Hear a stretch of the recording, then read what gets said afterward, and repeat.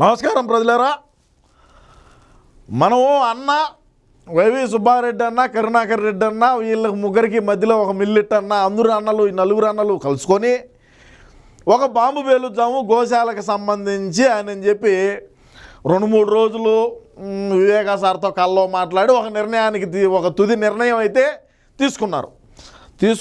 కరుణాకర్ రెడ్డి గారు అదే కోణంలో ముందుకు పోయినాడు. గోశాల సంబంధించి ఎప్పుడో 2019లో విజయవాడ సమీపంలో ఉండేటువంటి అక్కడ గోశాలలో జరిగినటువంటి దాన్ని తీసుకొని వచ్చి ఈడబెట్టి ఏదో చనిపోయినాయి గోవులు అని చెప్పి రకరకాలుగా మాట్లాడినారు. ఓకే, ఈరోజు ఏదో ప్రతి సవాళ్ళు మధ్య జరిగింది. సరే, ఆ జరగడంతో కొంత డ్రామా కూడా నెలకొనింది.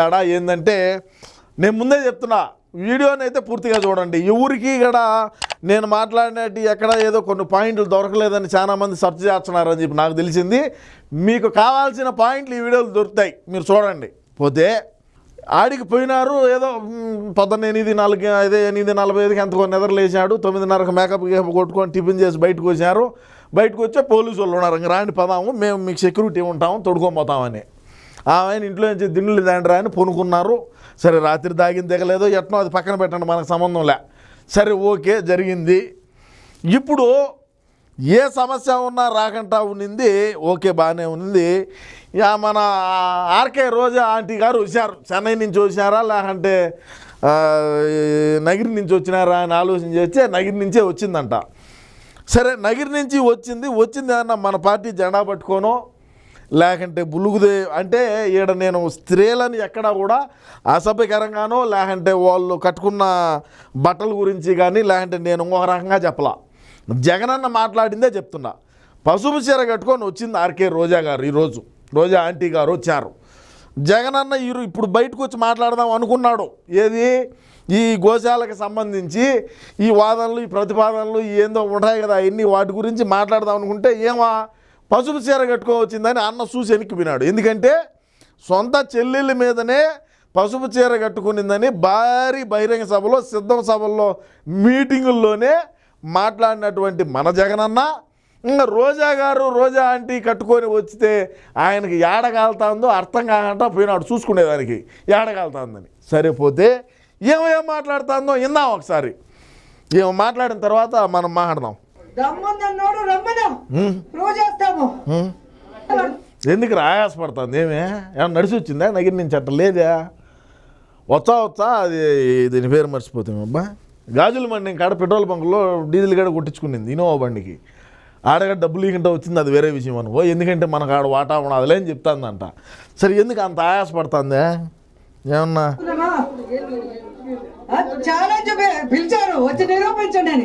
నిరూపిస్తామంటే అక్కడ పోలీసులు పెట్టి అటగించి సిగ్గు లేకుండా మళ్ళీ వాళ్ళ అఫీషియల్ పేజ్ లో డ్రామాలు ఆడుతున్నారు, రాకుండా పారిపోయామంట. పోలీసులు పట్టుకొని మమ్మల్ని ఆపి రోజా ఆంటీ గారు ఎందుకు అంత ఆయాసపడుతున్నారు మీకేమన్నా తెలుసుంటే కింద కామెంట్లో పెట్టండి, నేను తెలుసుకుంటా. డ్రామాలు ఆడుతున్నామని చెప్తున్నారు ఆడంగి లేదవాళ్ళు. అంటే ఇప్పుడు ఆడంగి లేదవాళ్ళు ఎవరిని అనిందామా? ఇప్పుడు అన్న శవం కనపడితే కానీ బయటికి రాడు. ఇప్పుడు గోశాల మీద కూడా అన్న బయటకు వచ్చి మాట్లాడాలి కదంటే అన్న మాట్లాడలేదు, ఏమన్నా ఆడంగేదవా?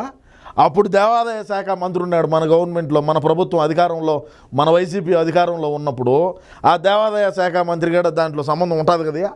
మరి ఆయన ఎందుకు వచ్చి మాట్లాడాలి అంటే ఆయన గాజులు వేసుకున్నాడనే. నేను ఇక్కడ ఎవరిని మహిళల్ని కించపరిచి మాట్లాడలేదు, ఏమి మాట్లాడిన దానికే మాట్లాడుతున్నా.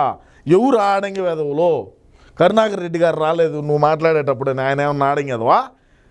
అట్ట ఆడంగి వెదవులు అట్ట అవులే మాట్లాడకాక ఎందుకు ఈ పనిమాలిన మాటలు? మరి అన్న బయటికి వచ్చి మాట్లాడలేదని ఏమన్నా అన్నని అంటున్నావా? మరి తాడేపల్లి ప్యాలెస్లోనే ఉంటాడు, శవం కనపడితేనే కదా బయటకు వచ్చేది. మరి ఇంక అన్న గాజులు వేసుకొని పూలు పెట్టుకున్నాడనే. ఏంది ఇది అంట? ఎందుకు మాట్లాడాల్సి వచ్చిందట? ఆడంగి వెదవులు అంటున్నావు, ఏమన్నా ఆసమానా? అదేదో నోట్లో పెట్టుకొని కొట్టుకుంటారట పుసుకుమని. అదేమన్నా జబ్బు ఏమన్నా ఉండదా అని రాష్ట్రంలో ఉండే ప్రజలు అనుకుంటున్నారు. నేను అనుకునేది కాదు. మనకి ఏముండా ఏం లేదు, మనం జర్మనీకి పోయి ఏమేమి ట్రీట్మెంట్లు చేయించుకోవచ్చినావు అని అనుకుంటున్నారు. ఆ ట్రీట్మెంట్ చేయించుకున్నా కూడా నువ్వు ఎందుకు ఇంత ఆయాసపడుతున్నావు అనేది మాకు బాధ ఆంటీ గారు. ఇప్పుడు నేనేం చెప్తానంటే నువ్వు ఏదో చెప్పినావు, మనం ఏదో చేసాము, మనం నగిరి నుంచి వచ్చినాము, ఆడ డీజిల్ కొట్టించుకొని వచ్చినాము, వీడికి వచ్చి మాట్లాడినాము, ఏం ఉపయోగము? ఉపయోగం ఏంది? ఏమన్నా ఊడిందా? పోలీసు వాళ్ళకు శ్రమ తప్పితే ఏమయ్యా? పోలీసు వాళ్ళకు శ్రమ తప్పితే ఏమన్నా ఆడేమన్నా జారిపోయిన పని ఏమన్నా ఉండే, లేదంటే ఏమన్నా వీళ్ళు ఏమన్నా బిగించేమన్నా వచ్చినారు చెప్పు పని. ఊరికే మీడియా వాళ్ళు ఒక దిక్కు బాయ్ ఊడిపోయి జారిపోయి నీళ్ళు ఒక దిక్కు, అంగ పోలీసు వాళ్ళు ఒక దిక్కు ఆయన వాళ్ళు ఏం చేస్తారు, ఇంక ఇరు వర్గాలు వచ్చితే ఏమన్నా కలబడుకొని కొట్టుకుంటారేమోనని వాళ్ళ బాధ, ల్యాండ్ ఆర్డర్ ఇష్యూ ఏమన్నా వచ్చేదేమోనని వాళ్ళ బాధ వాళ్ళది, మన బాధ మంది. మనమేమో టీవీల్లో కనపడాలని మనమేమో తట్టుకొని వచ్చి మన ఇటు ప్రకారం ఏడు మాట్లాడుతుంది, ఏం ఉపయోగము? సో నేనేం చెప్తానంటే, ఇటాటి మాటలు మాట్లాడిన పాట, లేదంటే ఆడంగి వెధవలు, ఎవరు ఆడంగి వెధవలు అనేది తెలుసు. ఎవరు ఆడంగి వెధవలు అనేది తెలుసుకొని రాష్ట్రంలో ఉండే ప్రజానీకం తాటాకు ఒకటి కప్పి తాటాకు ఒకటి పరిచి దాని మీద కొత్తలు పెట్టారు. అర్థమైందా? మనకు ఎవరు ఏమి అనేది తెలుసులే, ఎందుకులే, ఇంకా అయిపోయింది, మనల్ని చెక్కేసినారు, మన పని అయిపోయింది. నువ్వు ఎట్లా మాట్లాడుతూ ఉన్నావంటే రాబోయే రోజుల్లో ఆ గేరాలో కూడా ఎన్ని ఉంటాయో ఎన్ని పోతాయో తెలీదు. సలవామని చెప్తానే ఉన్నాడు నాకు, ఓరే స్వామి నువ్వు చెప్పరా నాయనా, చెప్పరా ఆమెకని. ఎన్నా సొల్లమే ముడియాది నీ మొగుడు ఎందుకులే, పోరా స్వామి పో.